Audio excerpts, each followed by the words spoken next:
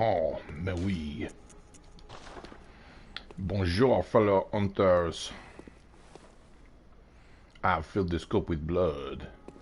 Why don't we go into these Chalice donjon? Alright, so today we're going to be tackling the Pthumerian Labyrinth. And I want to discuss a bit about the Chalice dungeons, because Chalice dungeons are kind of weird.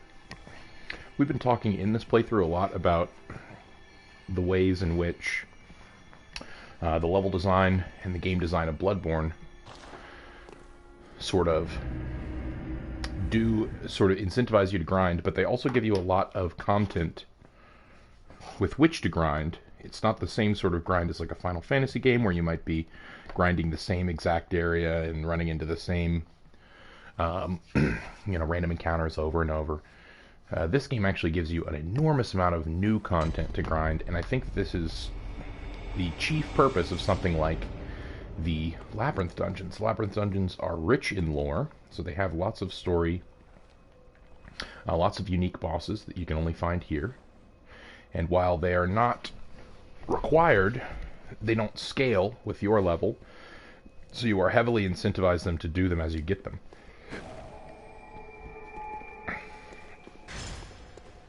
Lots of people in this labyrinth. We can see by the number of messengers down here at the lantern. I play without a heads-up display in here because I don't anticipate that this should be too tough.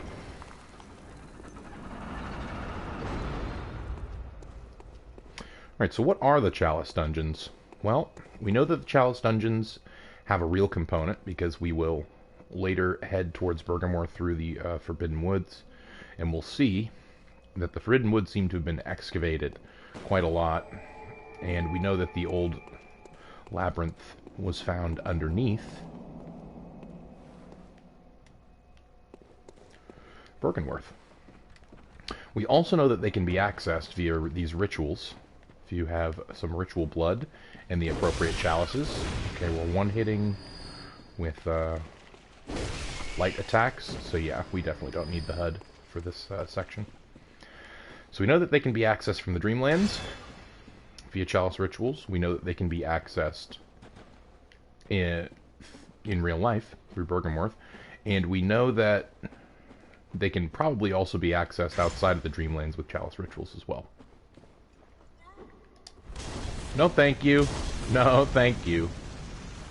This is a pool of oil, so I want to get the hell out of that.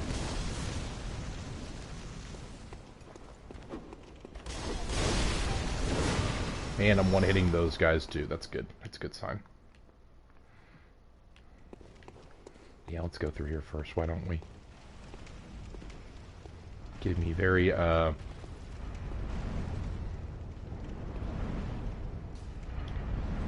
Sin's Fortress vibes here. Ow. Let's get some of that health back. Alright, so this is the first time we're seeing these enemies which seem to be composited of blood.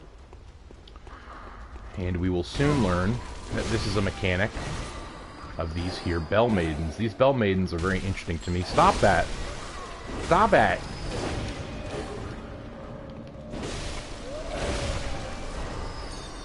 What's my health like?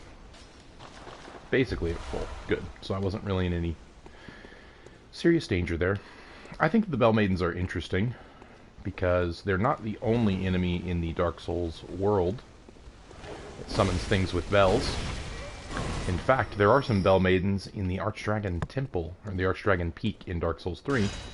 These Bell Maidens have, like, cobra heads. Oh, hey! Hey there, buddy! It's rather a big boy there. Let's deal with this fellow first, huh? Stop that! Get the hell out of the... Okay, is there another one? Yeah, there's another one. And that one's in the mists. Let's take out that guy first. Now, I think that there are a lot of Dark Souls lore-specific references in the Chalice Dungeon specifically, which I'll talk about. I know a lot of people don't believe that there is any sort of canon connectivity between the Miyazaki titles. I think that's false. I think there's a lot of connectivity.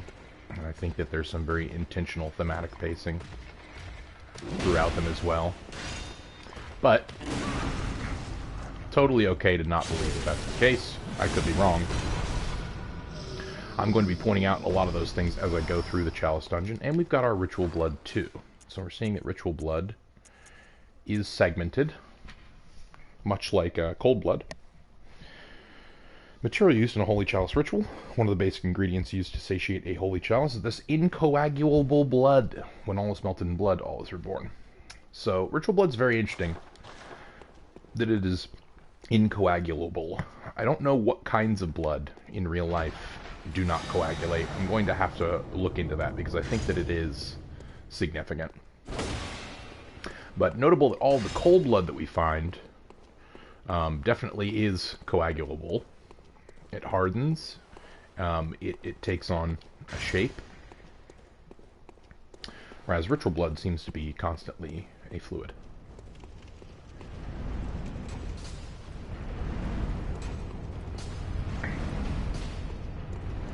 So as I go through the Chalice dungeons, I'm just going to be explaining a bit about their mechanics for anyone who doesn't know about them. It's pretty simple.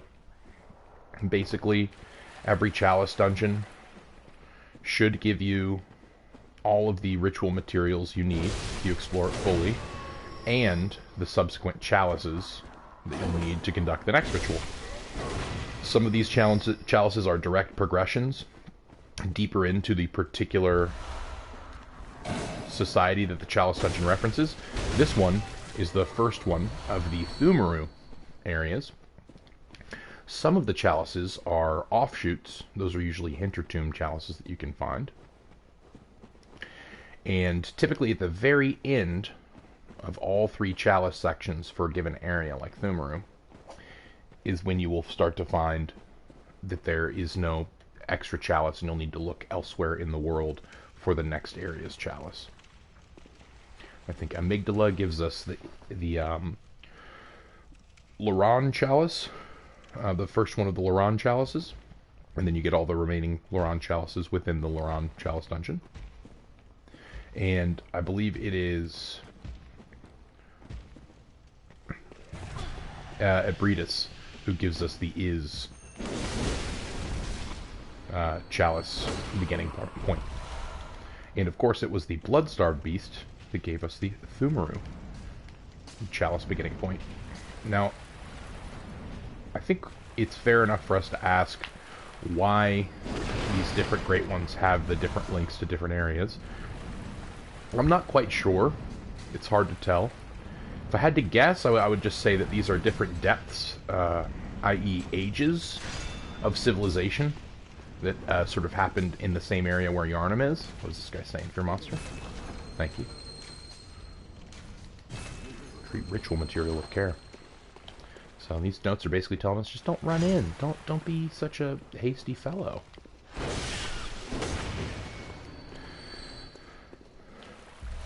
Now, because we get these chalices from different beasts, it could be that they represent, like, different pantheons of Great One.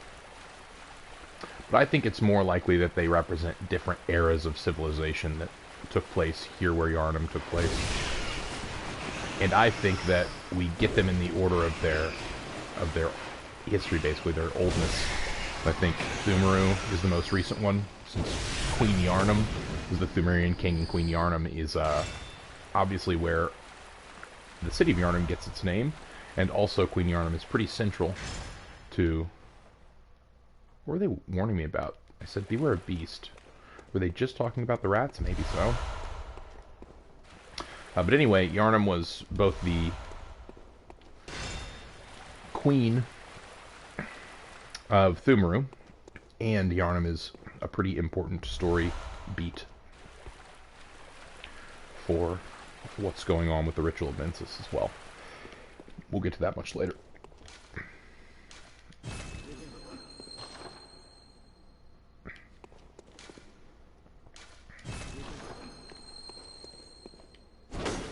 It's weird, all the notes here seem to suggest that there's a beast beyond the pack of rats. That fear from behind, but I'm not really seeing anything.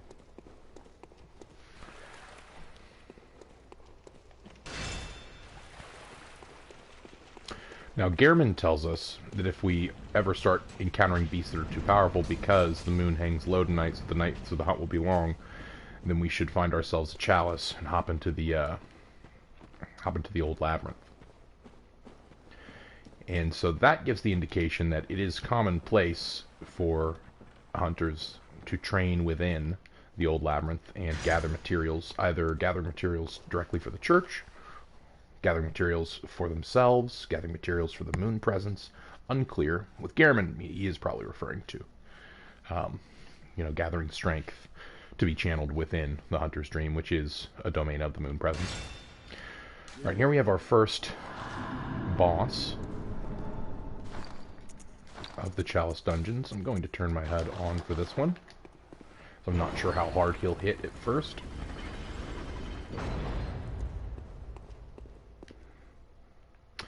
I'll look side to side, because usually Chalice dungeons follow the same progression, and it's area with an open gate to a boss, but as we get deeper, there will be side channels prior to the boss that usually contain more ritual material, and sometimes even better goodies.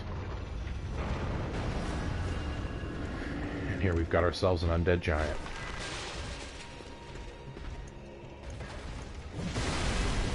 Okay, he hits pretty hard, and from a good distance. How hard do we hit? Pretty hard as well.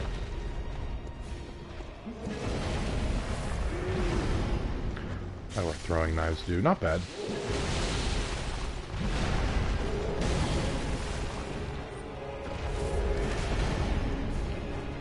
I wonder if we can stagger with a heavy attack. Doesn't look like it. We can rally pretty good against this guy.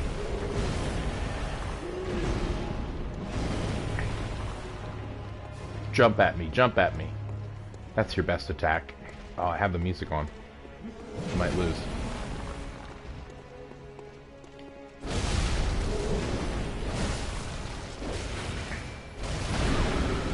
Ow.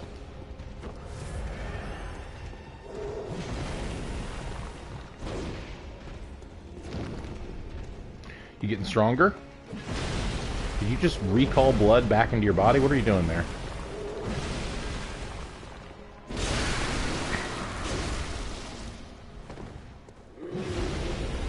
Yes, I know you're upset. I know you have lots of candles on your back and no hands. That's not a great place to be in life. I get that.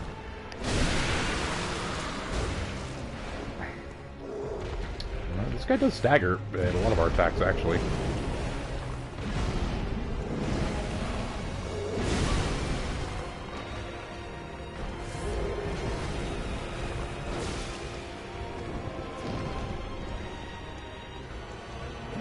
I assume what's happening when he does the red chargey move thing is he's getting stronger. He hits harder, essentially.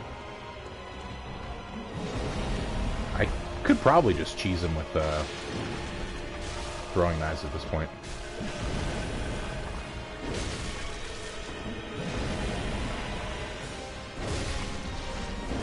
Got him!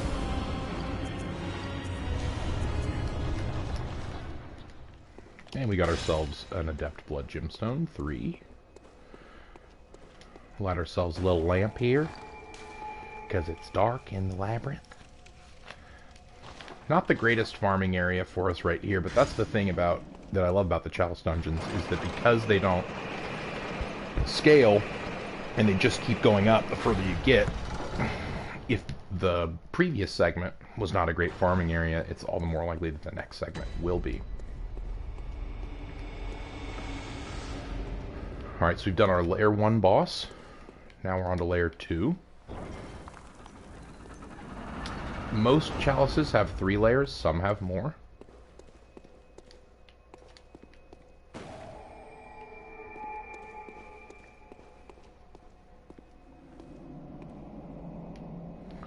Rooms like this are highly sus. Things I'm looking out for here are panels to step on for traps. Tiny chests, which are very easy to miss. And, of course, enemies that are laying down waiting to kill me. Sometimes enemies are also within these mountains.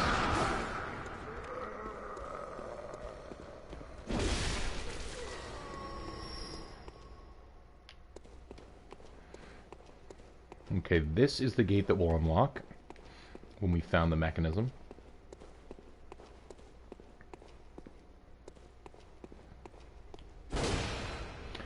Never trust these piles of burning ash. There's almost always something hiding behind them. I've got no other way to go but up.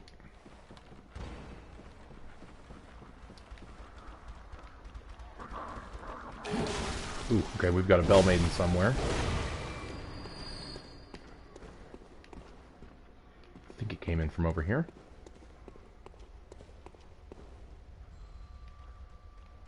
Yep, I can hear her. Where is she? Sounds like she's this way. And if you don't take care of a Bell Maiden early, she's just going to keep spawning dudes. And the dudes that she has spawned will die when she dies.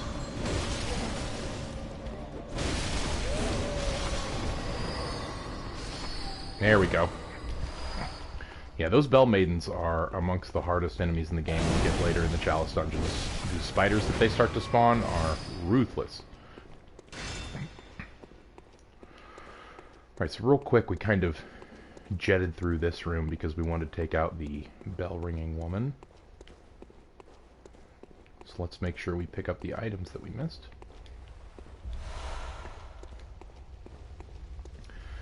It's probably just a shortcut back down to where the gate is that will open shortly.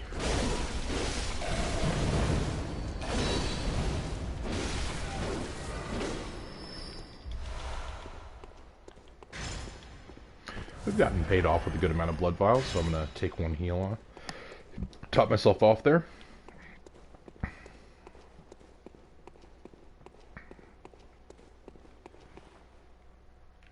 Ah, yes. Naked Roly Man. I think this guy is a Dark Souls reference. Because he's wearing no clothes and he rolls really fast, which is exactly what a lot of players love to do in Dark Souls. Take off all their clothes and roll around. So that they can two-hand a really big weapon. This guy also hits pretty hard.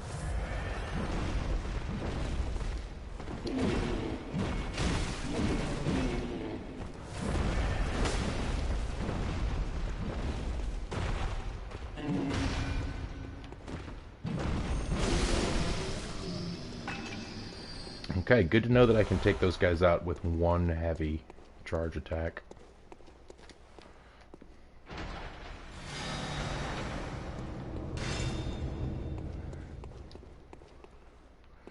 Spooky spider webs. Not my friend. Is that an item over there? No, that's just a candle. It's just a candle.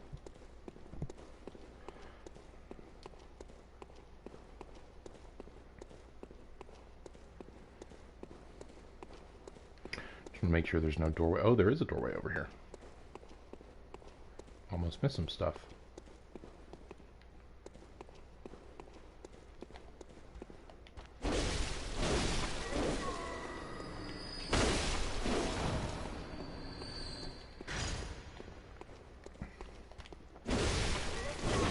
You know, in the Chalice dungeons, you don't technically have to complete all this stuff once you have opened the, once you've used the mechanism to open the gate, but you do technically kind of have to do these areas, because if you miss ritual materials, you'll just have to come back and find them, or else you won't be able to conduct the ritual to go into the next Chalice. So you essentially lock yourself out of the next Chalice unless you find all the ritual materials. I shouldn't say lock yourself out of, because you can always come back and find them.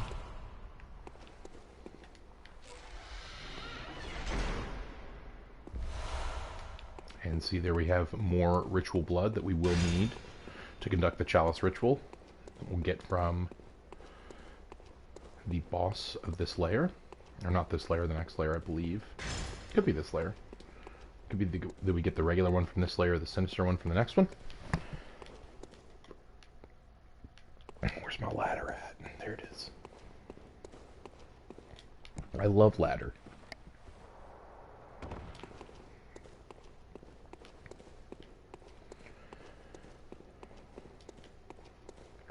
Alright, just to confirm, I'm pretty sure that this room is just the drop-down room. Yeah, it is. There might be a chest back here, though. Nope, doesn't look like it.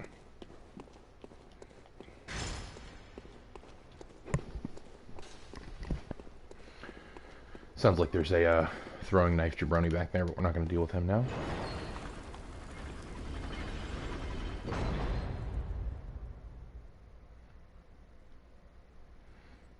These statues seem like either... I think that they might be Bell Maiden references, because I think the thing that the lanterns are holding, or are being held from, represent little bells. They're also very tall compared to normal people, but Pthumerians are much taller than Yharnamites.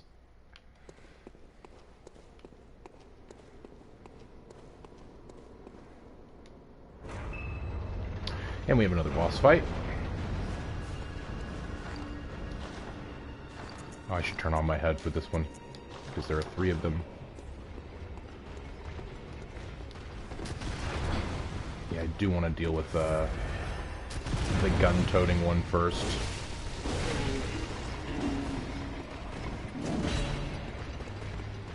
So I'm going to keep locked onto him, try to draw the other 2 away.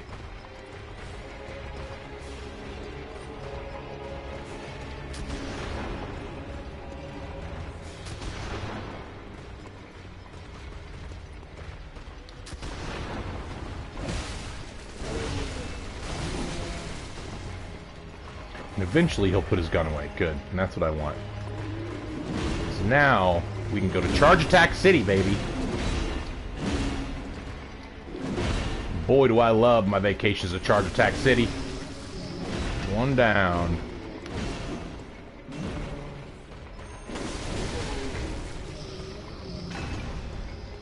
God damn, my charge attacks are so Chad. I love it.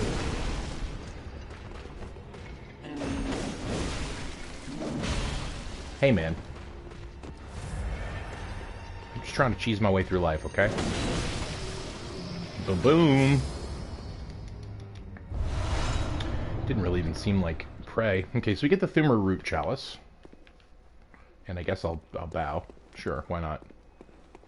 Let's read that real quick.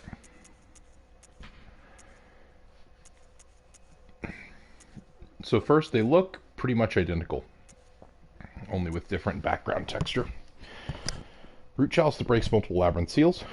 Root chalices used in rituals to break old labyrinth seals are said to change the labyrinth's form each time. The old labyrinth was carved out by the Pthumerian superhuman beings that are said to have unlocked the wisdom of the eldritch truth.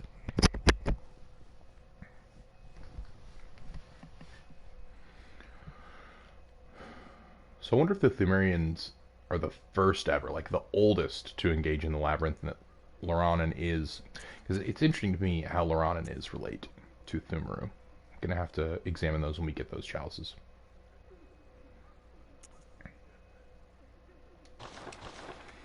Also fascinating that the chalice dungeons can rearrange themselves.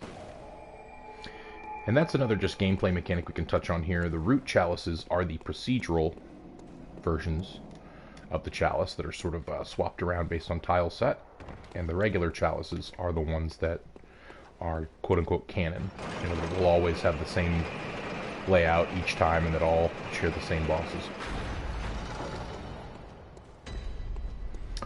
Alright, layer 3.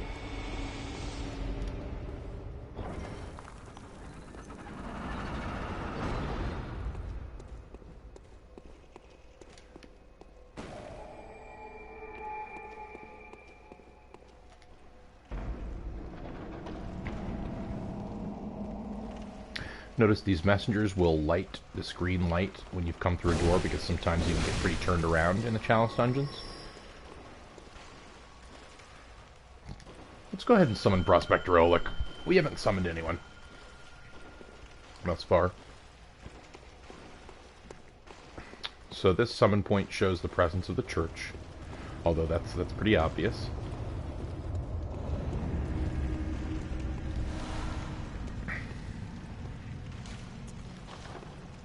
Hello, Oleg, wearing the Tomb Prospector's garb, carrying a presumably hunter's torch and a Kirkhammer.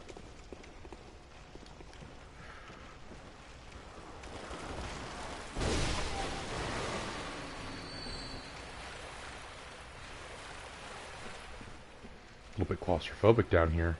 And here we see one of our first, newest, terrifying enemies. I forget what these guys are called. But they're basically toothy vaginas and big old flowers on top of those toothy centipede vaginas.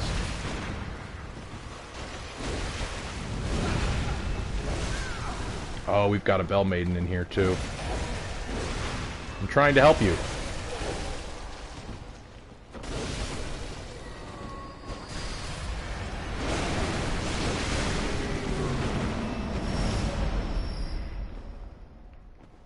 And these guys, they always leave their clit around, their little spider flower clitoris thing. And it's always got Arcane Haze. Let's read a bit about Arcane Haze. But not while there's a bagman around.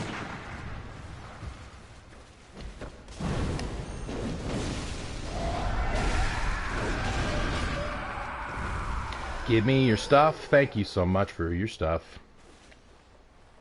It's safe to read about Arcane Haze.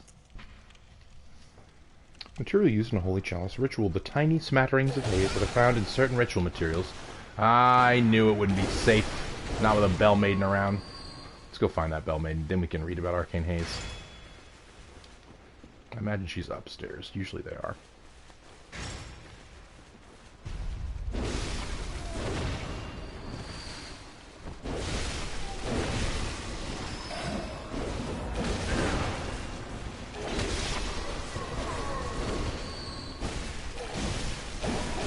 Hey, hey, hey, whoa.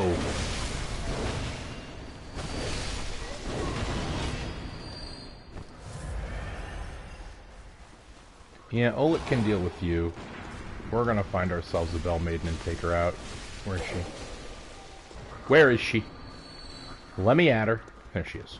Nope.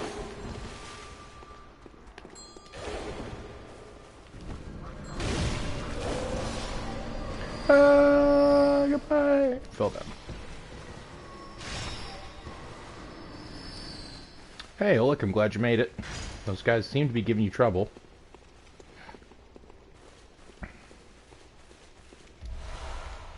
More ritual blood. On a lady corpse. Maybe not. Maybe they're just wearing a hoodie / dress.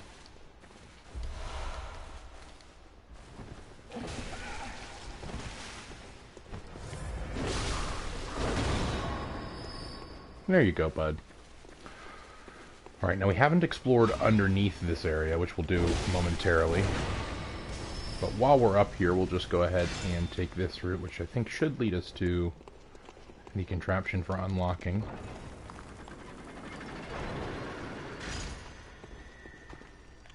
Ooh, a wraith.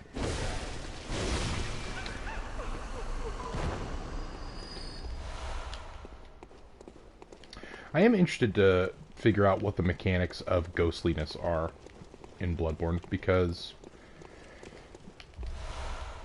we don't encounter ghosts very often. Usually when we do, they're like spirits that are being flung from a weapon of some sort, like in the instance of the Executioner's Gauntlets and the Accursed Brew. But we do encounter ghosts as enemies out in the wild, primarily in Canehurst, but also periodically in the Chalice dungeons with like the wraith that we just encountered. And I wonder if there's some sort of Quicksilver bullet reality that perhaps hangs over how one might turn into a ghost upon death. Doesn't seem to happen a lot, but the only places we see it happening are in the tomb and in Canehurst. And Canehurst is, of course, awash in Quicksilver bullet blood.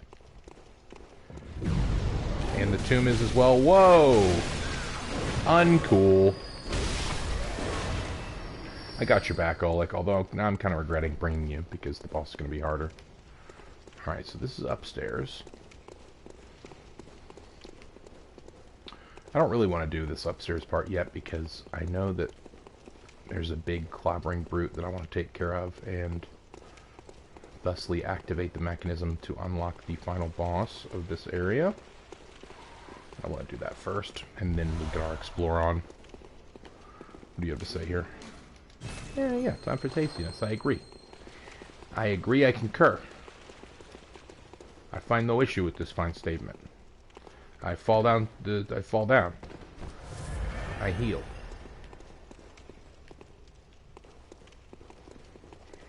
Is it here? Yes, here it is.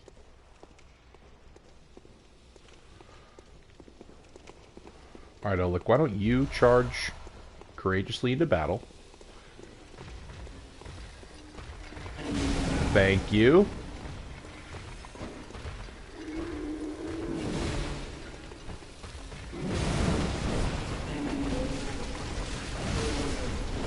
Oh, we got him. Look, right in his booty. Look at his hawks.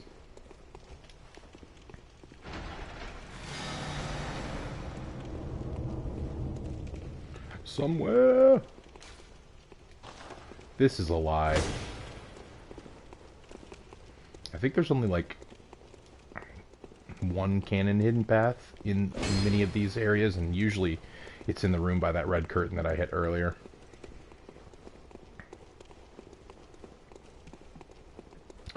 Alright, now that we've unlocked the seal, we can head up and do some exploration. Come on, Oleg. Yeah, that's right. You climb ladders so good, Oleg. Good job, buddy. Good job. Yeah, usually when there are hidden passages in the labyrinth dungeons, they are like in this area. And they usually lead to like a messenger bath. And they're in specific areas. You can look them up.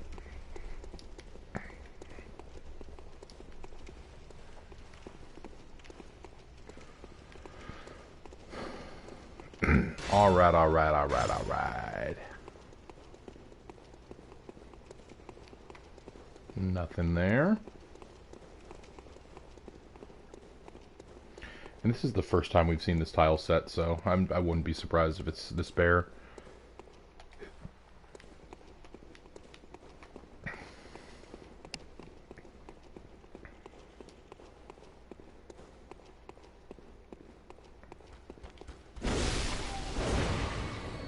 We see a little elevator system here, denoted by this torch.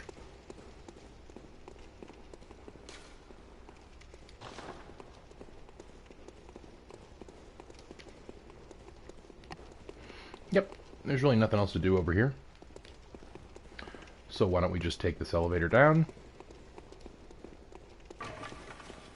and try to take on the... See ya, Oleg. Goodbye.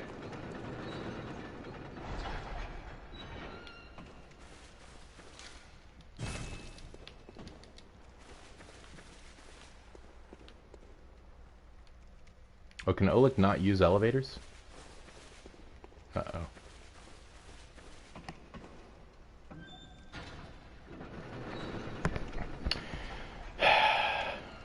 Come on in, buddy. No? Alright. Well, you're gonna have to move.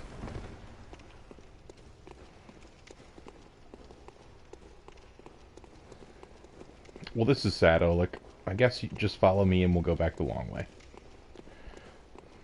Because I'm not going to fight a boss that's harder because I summoned you on my own. I'm at least going to have some bait with me.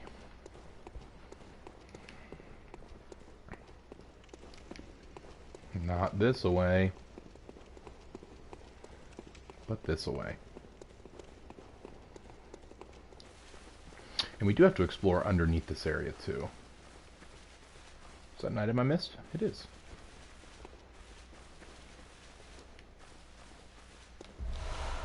Ooh, that would have been a bad one to miss indeed. Alright, well let's get some more Arcane Haze. Take out this freak of nature.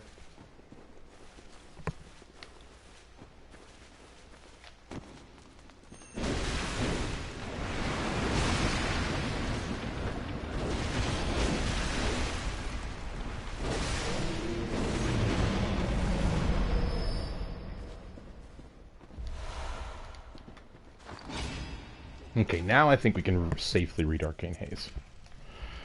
The tiny smatterings of haze that are found in certain ritual materials, sometimes required for special rites. The additional rite, Sinister Bell, makes the bell-ringing woman appear. And when she rings a sinister bell, hunters from other worlds will be beckoned on as adversaries. This doesn't really tell us much about what Arcane Haze is, which maybe tells us that there's not a lot to know about Arcane Haze. It is just sort of a resource that we can generate. Scuttlebones, come here.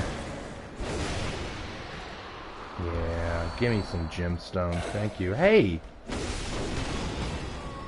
That was surprising. I just was surprised just then.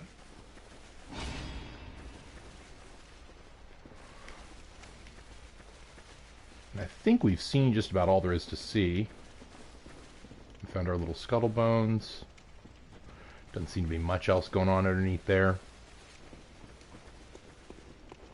I believe this is where we came in, which means this is where we need to be. Thoroughly covered in blood, as I have not died in quite a while.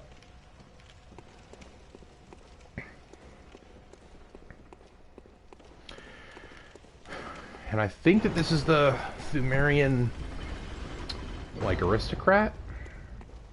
But I might be wrong. Oh, my cat has now decided to attack my feet. Great. Tucker.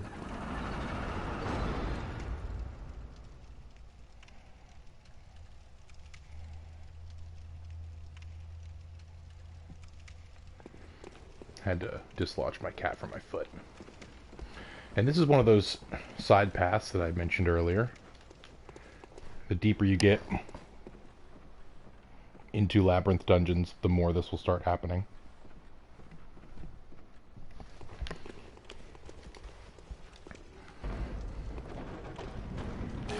Hey, baby!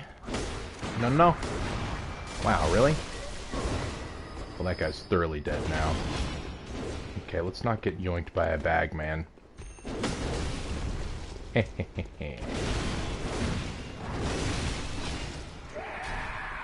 Oleg's great because he'll always knock people right out of your hitbox.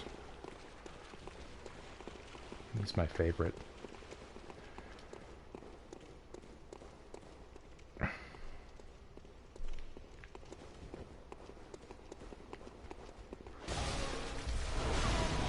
Full Hunter's Mark. Yeah, I ain't going anywhere.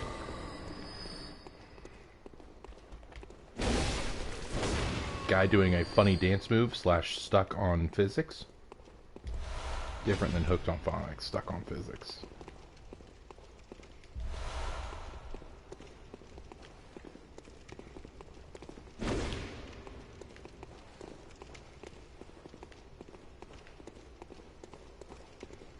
Here we go. Ooh, and an item too. Yeah, I'll take some fire. I love fire. Okay, I'm gonna need you to stop. There we go.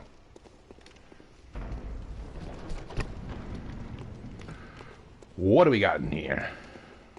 Got fire folk. I think probably a trap.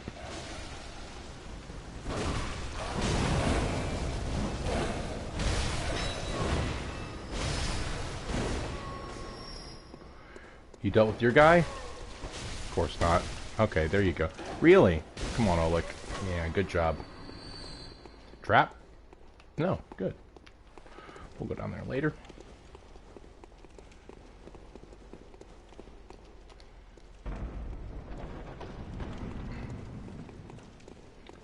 This looks like a trap. Oh, hey, buddy.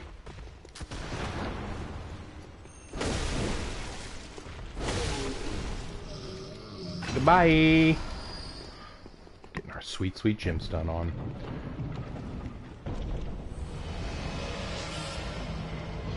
More female corpses. Ritual blood. You can tell it's a female corpse by the hip size, I believe. And I don't think it's coincidence that we find incoagulable ritual blood on female corpses. Especially given that Odin seems to be particularly interested in menstrual blood. It would make a lot of sense if the incoagulable holy medium, or similarly, blood that contained the mucus of the uterine lining, i.e. menstrual blood.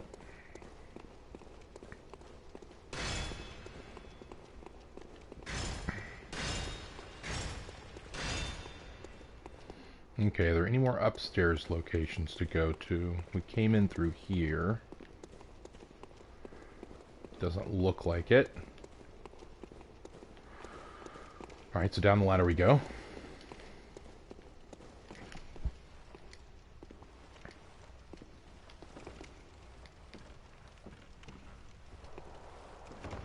Watch out for wraiths. They love these areas.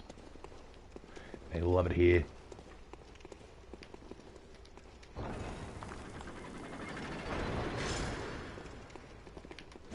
Trap. And that's where it would have shot us in the back.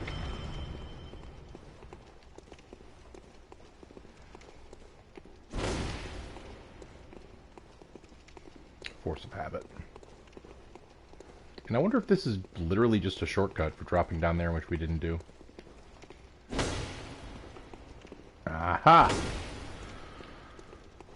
Yep. Nothing in here for us. Not even a little chest. Sad. Sad. But we did find our ritual blood material, and usually on these offshoot paths, that's really all you're looking for, is once you found the ritual material, you can head back, because there's nothing else to open. We only have the boss left.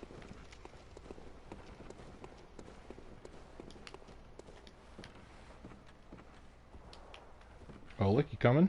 There you are.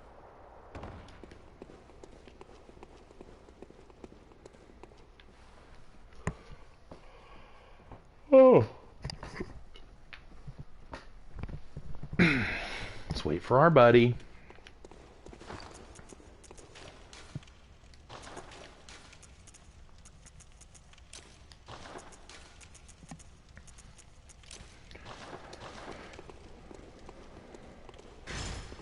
Alright, I think I'm going to try bolt paper first, because it looks cooler. I think this is the Pthumerian Elder.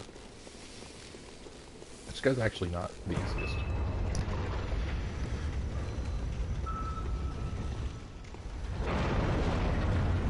Oh, it's not. It's Watchdog. Okay. Well, I'm glad I didn't use fire paper.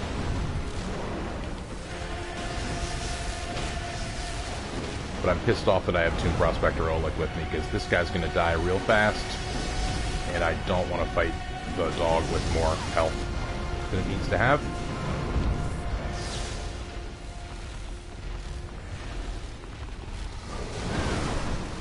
That's right, I dashed right into you.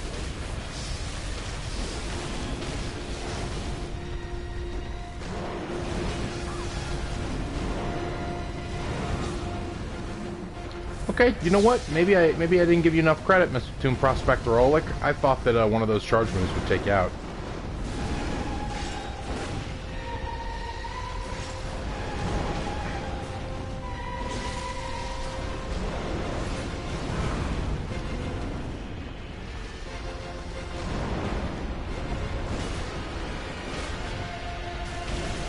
Hit him in his head. Hit him right in his head. I think that was maybe even a chance for a visceral, but I screwed it up. Oh, I got really lucky there. I think if that had hit me while I was,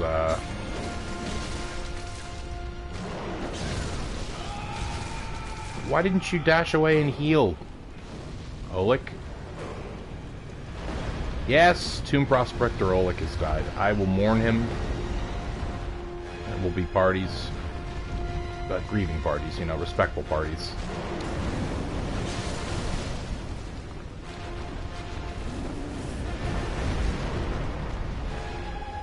Nice one, dog. Gotta love those charge attacks. Oof. Gotta protect oneself from getting ganked. You know what time it is? You know what time? Yeah, it's throwing knife time, baby. Ha The least honorable way to die, ganked by a throwing knife. And we get our Central Pthumeru Chalice and a Fire Blood Gemstone.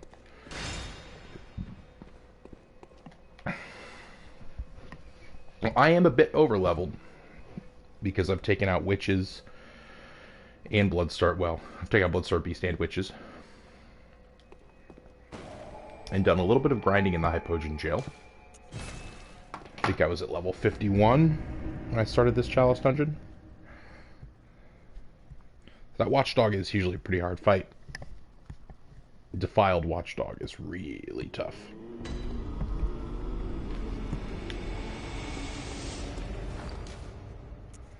Okay, let's read us the Central Pthumeru Chalice.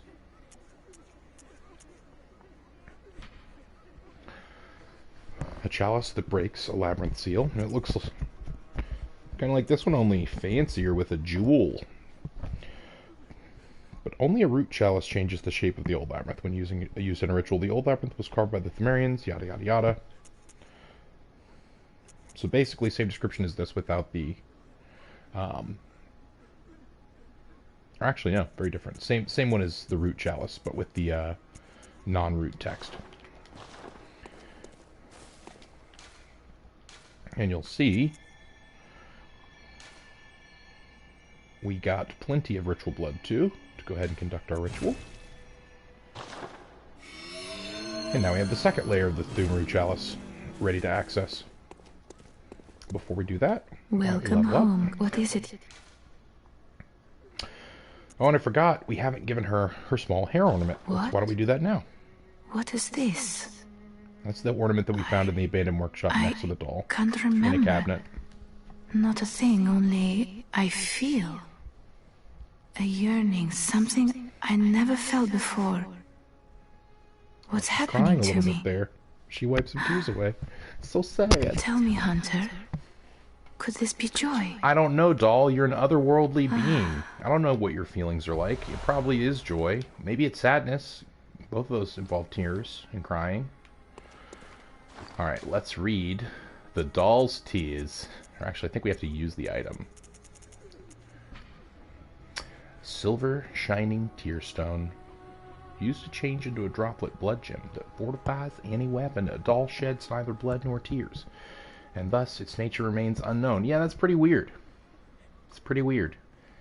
There should be no blood nor tears inside of a doll. Whoever thinks this is precious must be troubled by some severe naivete. Okay, well that's just stupid. If a fluid comes from something that fluid should not come from, I think that that's a precious thing.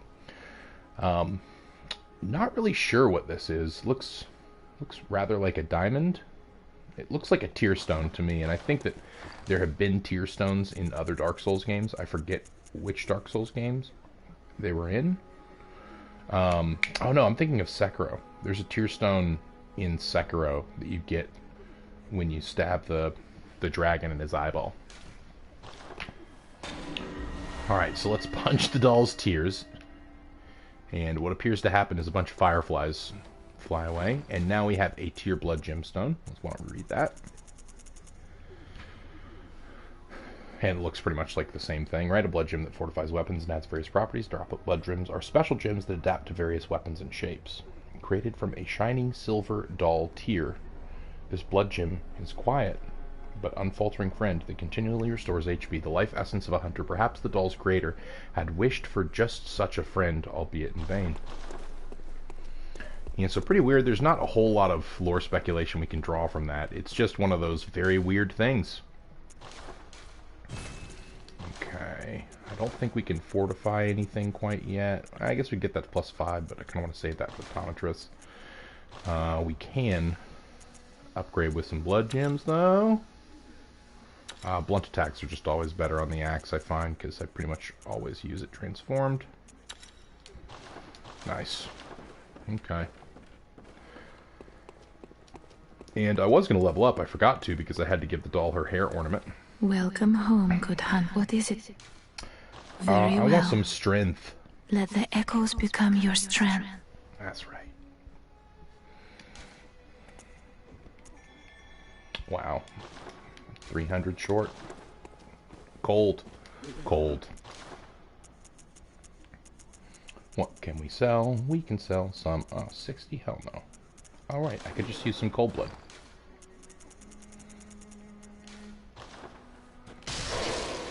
That's enough. Welcome. What is it? The very boring but very useful upgrade to my vitality. Yeah, trying to get vitality to 25, then we can start focusing in on strength and skill again. Farewell, good hun. Alright, so now we sort of have three options available to us. We can either go to the second depth of Pthumeru, we can go to fight Vicar Amelia, or we can go to fight Dark Beast Parl. Now, Dark Beast Parl's pretty tough at this stage of the game, I find. He's not the worst with Hendrix on, but he's pretty tough. Amelia, I think it might just be time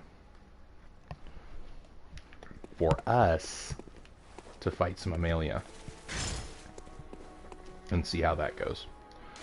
I think the closest will be Cathedral Ward. So let's go see what Amelia has to say. Here's what she's going to have to say. She's going to be praying, and then she's going to go...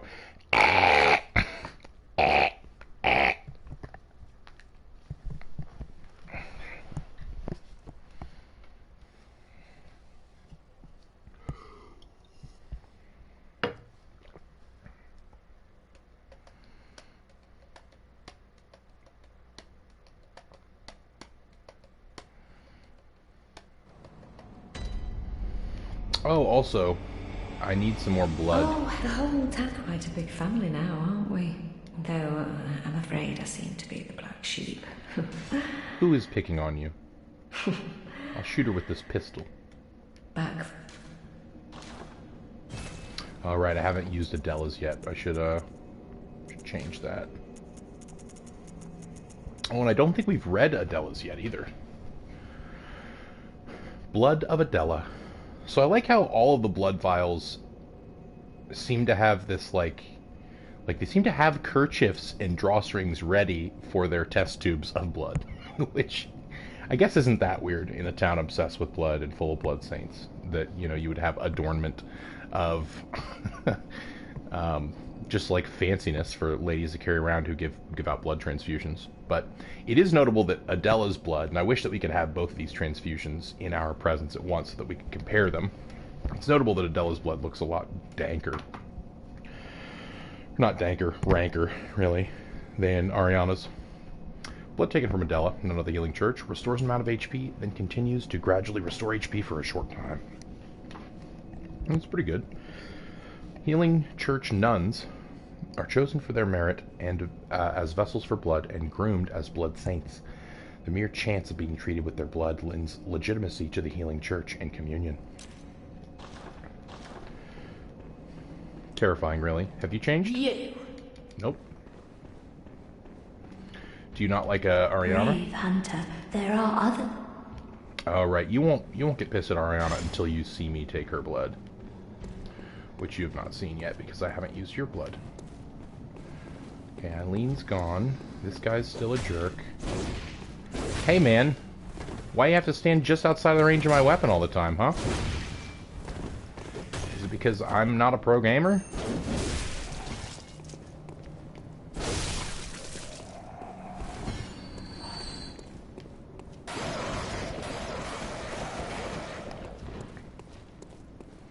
Ah, come on, come on. There we go.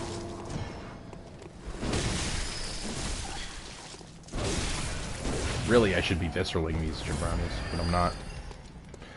Because I live on the edge. I'm a lonesome loner. Okay, so this is Henriette, I believe? Yeah, we're not going to summon Henriette. I don't want Vicar Amelia to have extra HP. I want to do it all on my own. Come on, don't. I knew that I'd have time, but I wasn't sure if my axe would hit the side of the wall there. Sometimes it does, sometimes it doesn't. Ooh, it looks like I finally have enough insight for this to become a Lantern of Insight. And this is something I noticed a long time ago, but something that others have also pointed out on the Reddit, which is that Miyazaki plays Magic the Gathering, it's a card game, and I actually used to work at a Magic the Gathering shop before COVID destroyed that industry entirely. And there is an item in, I believe it's in a Mirrodin set, called Lantern of Insight, and it is literally a lantern with eyeballs growing all over it. And wouldn't you know it, this lantern starts to have eyeballs grow all over it when you have enough insight to see it. So I don't think that's a coincidence at all. Miyazaki's given a lot of interviews from his room, and in his room you can see a lot of Magic Gathering art books, specifically from the Innistrad block.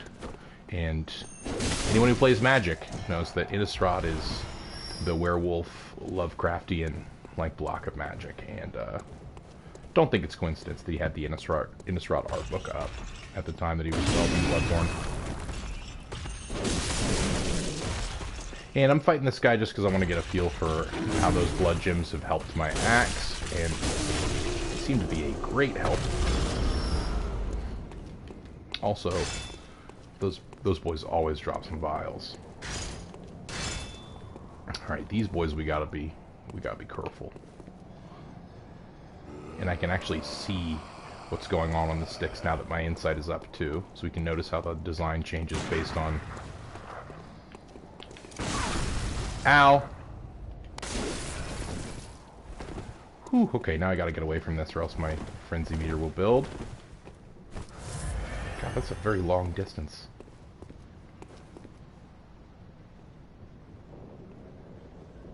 I wonder if just turning around and looking away from them can make the difference.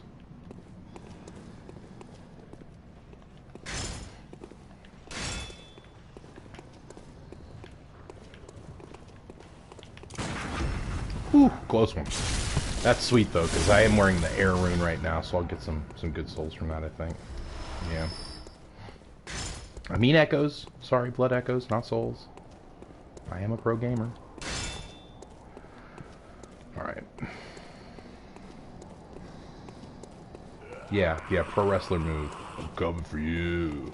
That's right. Whew. Gotten better at their parry windows for sure. Alright.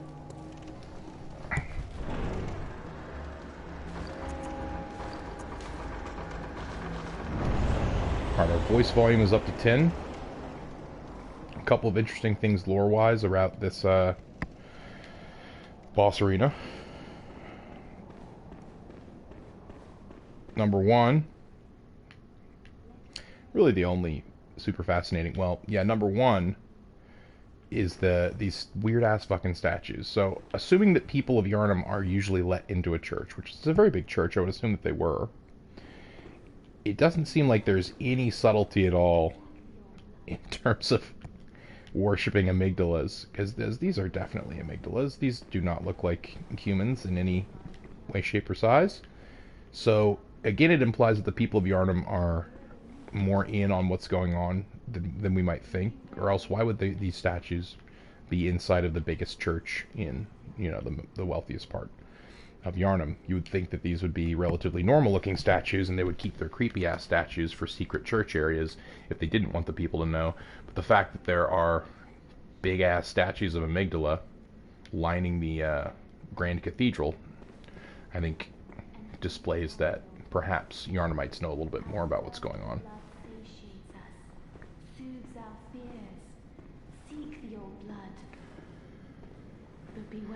Now the second lore thing is this prayer that she's reciting. So let's listen to this prayer.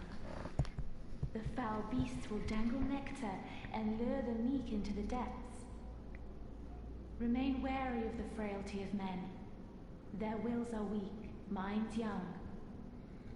Were it not for fear, death would go unlamented. Seek the old blood. Let us pray, let us wish to partake in communion. Let us partake in communion and feast upon the old blood. Our thirst for blood satiates us, soothes our fears. Seek the old blood. But beware the frailty of men. Their wills are weak, minds young.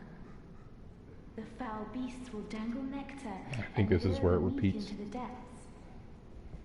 Remain wary of the frailty of men. Their wills are weak, minds young. Were it not for fear, death would go unlamented. So, part 1 of the prayer, the drink old the blood. old blood. It's delicious. We love Let us it. pray, let us We wish love it. It's great. to partake in Let's partake in communion. Awesome. Let us Part partake 2, in communion men are weak, men are young. and feast upon the old blood. Beasts will dangle Our thirst dubious for blood nectars and drag satiates the us. weak-willed into the depths. Soothe-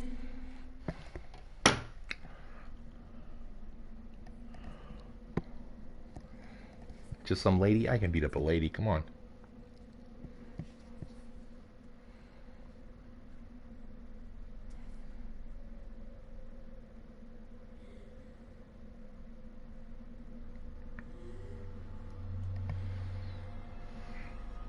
Pocket watch or locket, something like that. Amulet of some sort.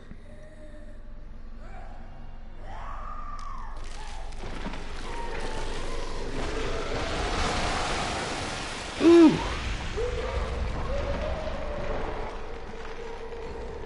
One of the few women we see transform into a beast. Notable. And in fact, perhaps the only woman who transforms into a true beast. The other women transform into things that are less beastly. And this beast doesn't even look like the other beasts, really.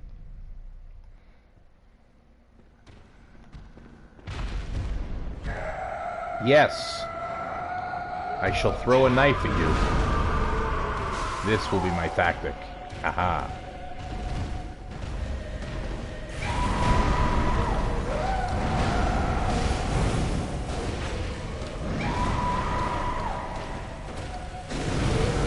Ooh, that was a close one. I thought she was going to grab me there for sure.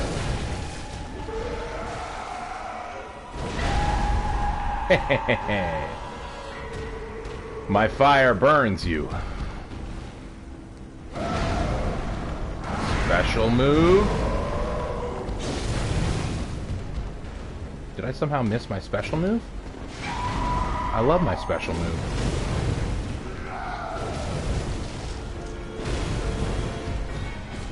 Hey! Don't touch me. Okay, Amelia, I feel really bad. I must be a little overloaded for this. Ow!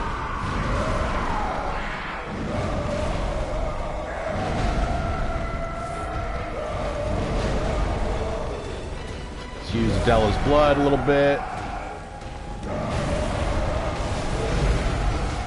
Let's set Vicar Amelia on fire a little bit. Oh, I think I probably could have finished her off there with a visceral, but I missed my chance. Like a jabroni.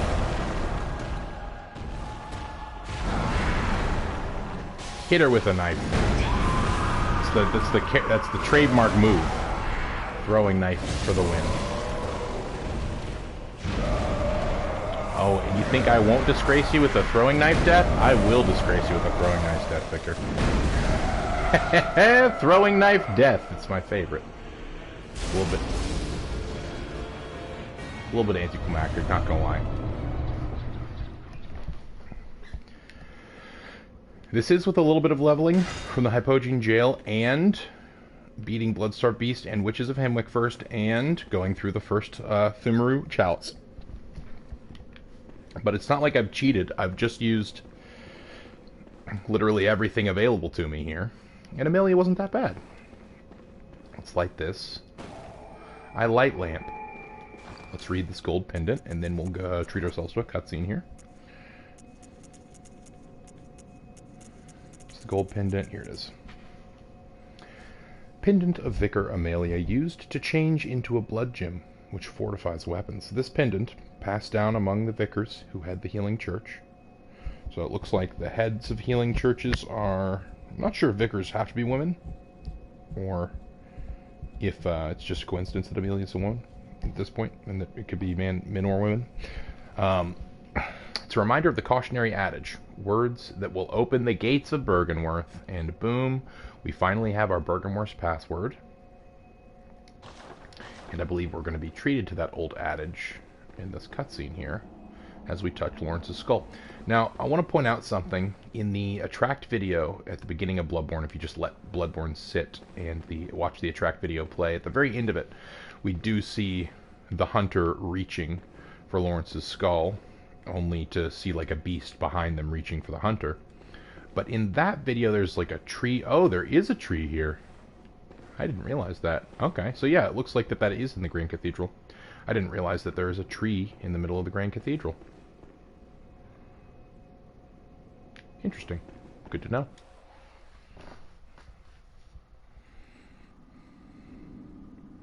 Charred Hunter Gauntlet. So cool. Master Willem, I've come to bid you farewell. Oh, Goodbye, I know, then. I know. You think now to betray me. You're going to the 7-Eleven. No, but you will never listen. I tell you, I will not forget our adage. We are born of the blood, made men by the blood, undone by the blood. Our eyes are yet to open. Our eyes are yet to open. Fear the old blood. I must take my leave.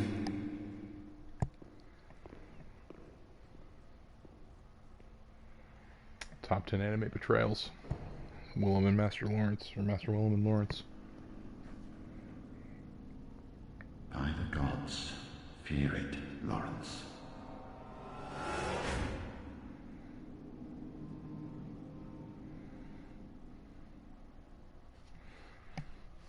This is the skull of Lawrence, and that is why we are treated to that memory.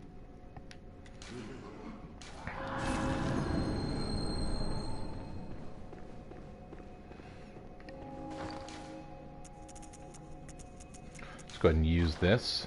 See what kind of, looks like we get a blood-tinged gemstone from that, right? Let's read that real quick. A blood gem that fortifies weapons and adds various properties. Most radial blood gems have effects that... Yeah. When clerics began transforming into unspeakable beasts, the church needed something to retaliate with. Oh. So this one specifically strengthens attacks against those afflicted intensely by beasthood. So this is the church fighting church sort of blood gem. Interesting. Okay, I think we can equip our pebbles and our shining coins, our sort of utility pack. We're not going to be in the midst of battle, and I think I can get another treatment from Ariana at this point, now that I've used a Devil's Blood. And I can level up as well, so why don't we do that?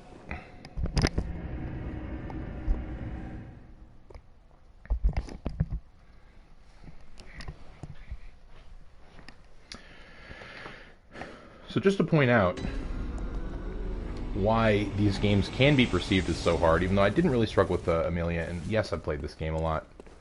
Ooh, I think that's the DLC item right there. And I knew what I was doing, and I've leveled up quite a bit too. But, you know, I didn't level up by going and repeating any content and grinding intensely.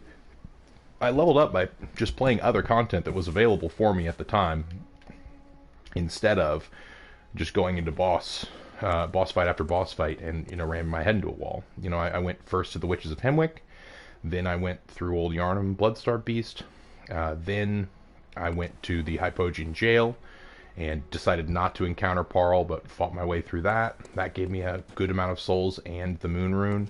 Then I went into the Pthumeru Chalice.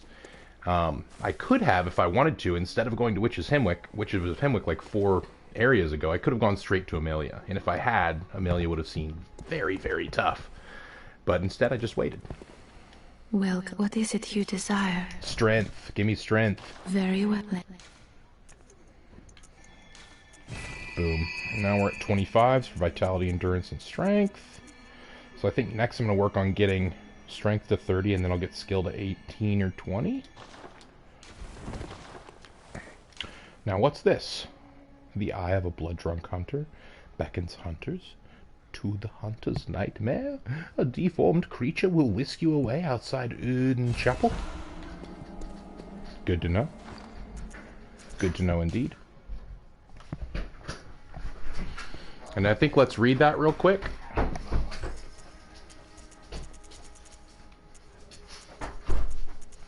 There it is. I have a blood-drunk hunter. Its pupil is collapsed and turned to mush, indicating the onset of the scourge of beasts. A hunter who goes drunk with blood is said to be taken by the nightmare, destined to wander forever, engaged in an endless hunt. It is a fate that no hunter can escape. Alright, well, now that we've beaten Amelia and gone through the first section of Pthumeru, I think next what we'll do is we'll explore Bergenworth a little bit, and perhaps even go through the second section of Pthumeru. That will be either later tonight or tomorrow. You can figure that out by following me on Twitter, which is at TheRealElemenOp. That's ELIMENOP. Or you can just subscribe to my channel, and you'll get a notification when I go live. Thanks so much for watching, and I'll see you guys in part 7.